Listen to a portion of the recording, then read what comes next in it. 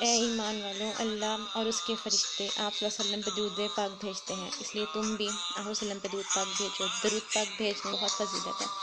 جو آپ صلی اللہ علیہ وسلم پہ درود پاک پڑھتا ہے، آپ صلی اللہ علیہ وسلم قیامت کے روز اس سے خود مصافحہ فرمائیں گے۔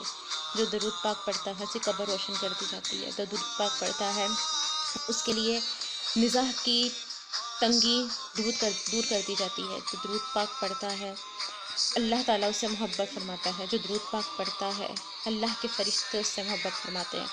جو درود پاک پڑھتا ہے وہ جنت میں اپنا محل دیکھ کے مرتا ہے۔ جو درود پاک پڑھتا ہے آپ صلی اللہ علیہ وسلم تک اس کا درود شریف اس کے نام کے ساتھ پہنچایا جاتا ہے۔ جو درود پاک پڑھتا ہے اسے دنیا کی تنگ دستی دور کر دی جاتی ہے۔ جو درود پاک پڑھتا ہے اسے دنیا اور آخرت کی کامیابی دی جاتی ہے۔ اللہ تعالیٰ ہمیں بھی درود پاک پڑھنا نصیب فرمائے۔ جمعہ مبارک۔